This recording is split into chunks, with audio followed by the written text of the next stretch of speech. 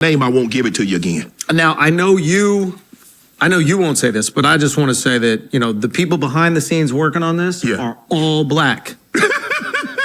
My makeup, where Brent? Hey, everybody, listen, hey, listen, I'm just saying, you are providing black jobs and you're looking at the black community.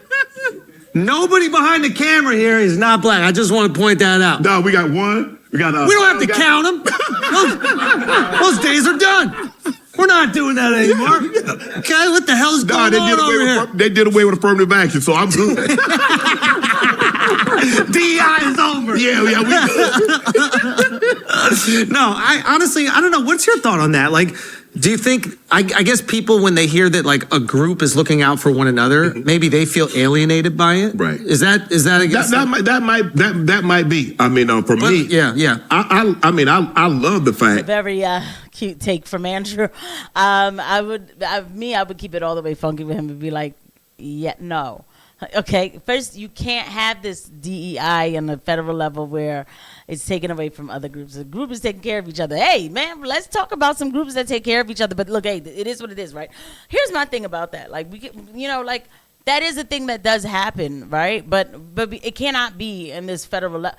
To me, though, look, watch this. I'm actually on the other side of this a little bit. Not on a federal level. Like, it should not be this law that you have to have a certain amount of black people in your job or your school at all. I don't believe in that at all. But I also don't think that there should be a law telling you that you can't only hire black people or only hire white people or only hire Christians or only hire, whoever else. Like, I don't think that should be an issue too. I think that discrimination, if necessary, is necessary. Like, if you have your private business and this is how you want to run it and only hire only a certain kind of people, that's your business. That is your business. But I don't think that people should be told that you don't have enough of another kind of people. That they root for one another, they work with one another. Yeah. And for me, and I'm from the outside looking in. Do you want to recreate that? I want our community. I want our community to be that. Now, I think there is a distinct difference though with the Black American community and the Jewish community. Mm-hmm. And I'm not talking about just jumping ability. Mm-hmm. I think that the Jewish community is bound, right, I would imagine, by this book that was written 3,000 years ago, right? A religion, I don't know why Andrew's talking like he's not Jewish. Customs, etc. Right. And unfortunately, because of horrible circumstances that my family had nothing to do with, Black Americans are bound. Now, of course, in modern times, there's amazing culture. Yeah. You guys dominate American culture. But historically speaking, by the oppression, right? That's what unifies the Black experience, unfortunately. Now, much different. Right. Art, music, food, all these other things, yes. But initially speaking, you don't have 3,000 years of, hey, this is our culture. Right. Whereas the Jamaican community in America does, right? The African community in America does. The Somali community can tap into 3,000 years of culture. Right. So it's easy for them to look out for one another, take care of one another. And I wonder if the Somali community in America operates similarly to the Jewish community in America, or the Russian community in America, or the Italian community in America. Right. And I wonder if it's a more difficult task for Black Americans in general, because you're not a monolith that has one book that's driving your culture. Correct. You've had completely different experiences, and unfortunately, because of history, have been torn from your ethnic and country identity. Right. So you don't know what tribe you're from in Nigeria. Correct. And if you did, maybe that would inform so many things about you. I don't know what tribe I'm from really in Scotland. I mean, I know I'm part of the Cameron clan. That's what it was. Okay. But it maybe be really cool if I knew more about that. Right. And then maybe it would help congeal the community. So I think it is a cool thing to look towards and do, but you also got to give yourselves a little bit of slack. You're building a new identity. Right. And you're comparing yourself to groups that have existed for thousands of years. You're supposed to, in 400 years, become the same as Italian people? Okay. All right, let me see how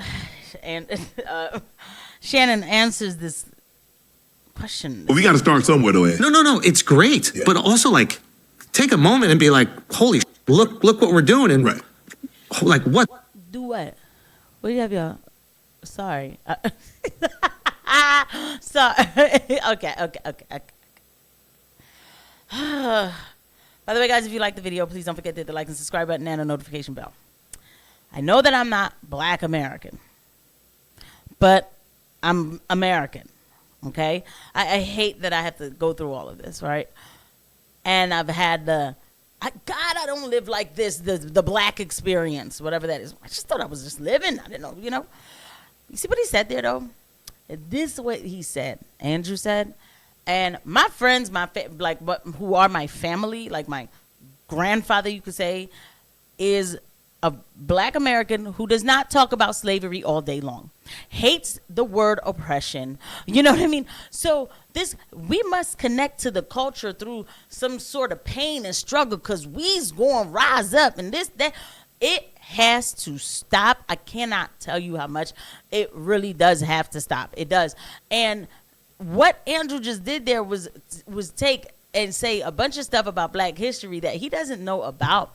Unfortunately, you know, there's a lot of people who are not realistic, or I don't want to say realistic. There are a lot of people who won't tell the truth. The fact is that Black culture did not start with, you know, just being slaves and then being a bunch of lost puppies no. During slavery, from the people who I've spoken to, okay, there's a history of family and unity, right? And then when they were free, they didn't look at themselves as past slaves. They called themselves freed men, okay? That's what they were. And they had family, they had culture, they had God, they had property. And then they were infiltrated by communists, okay? Saul Alinsky being one of them. This divide in this country that we're seeing today was already tested out on Black people. Now, I'm not here for the long conversation, okay? The Jewish thing, that's a whole different discussion. And it's not one that I don't even think that should have been just glossed over in this conversation. Because at the end of the day, it's just something way bigger. Let's just put it that way. It's just something way bigger, all right? And even just, whatever. But I like Andrew Schulz, and I like the things he said. Hey, look, I like that he's tackled this. Let's see a little bit more. I think sometimes emotionally, they're just trying to find a reason why they aren't where you are. Yeah, I'm not where he is because I didn't. But you're not working hard, because you criticize me, say all you do is work. You ain't got no life. I see now why you're not married. Isn't that funny? Isn't that funny? So it's like you work too hard, and that's why you're not married. Right. If you were married, they'd be like, yeah, but you don't really care about your family because you're always working. Like, correct. There's always going to find a way to tear you down. But again, it has nothing to do with you. Right. It's just now you're at a level where it's, you know, you remind people of what they haven't achieved. And but also here's the thing. When we get to those levels, we can't really about it. That's the cost of success. A lot of people get to those levels and they complain about all the hate and that kind of shit. It's like, nah. You got to pay the piper. If you want to sit across from a dude and drink cognac and make millions of dollars and wear a yoga outfit, you're going to have to deal with some people on you online. But I didn't know. I like that. I do like that. I'll let him, you know, have the last word on that. It is true. You are going to have people who hate on you and, you know, who's going to say X, Y, Z, you know, you know, you don't really deserve this because of that reason or whatever. Make up their stuff just to make themselves feel good about themselves, right? The fact is, at the end of the day, everyone has self-accountability, okay? Because, you know, on this channel, and my rhetoric has been getting very intense, right? Because when I said that I wanted to give the inconvenient truth, I said I have to go wherever it goes. But it doesn't matter whatever systems I talk about that are put in place, you still have self-accountability to not get caught up in those systems, right? So always know, no matter what I talk about and who's doing what or whatever, your job is to be aware that it's being done, and then you get out the way, you focus on yourself. And even a person, and now I'm speaking, I don't want to be like now I'm speaking to Christians, like I'm speaking to anybody, but like there's like this cope of like, oh, look, here, y'all are really going to love this. I don't know. I'm in a good mood today, right? If you've made it this far. I've heard Christians say that, because you will find that there are Jews who own the porn industry. They did come out with porn and stuff, you know, obviously not all. And then I've heard people say Oh, the Jews put that out for the Christians so that they can get the Christians messed up. Yeah, but you wasn't supposed to be watching it. That's the thing. Even if this is the case, and this is the part that I do say, I won't stop saying, there's enough instructions in that Bible to tell you you were never supposed to fall for it. Even if it was put in your face, you were supposed to go the other way. So this isn't one of those things where I'm sitting here and I'm like, you know, oh, this is that or whatever, and these people do that, and the corporate people, and I hate billionaires, and I don't hate billionaires. I like billionaires, right? Because everyone has self-accountability at the end of the day. So you only have yourself to blame if you're not where you want to be. So I like that he said that. I'll see you guys at the next one. Bye.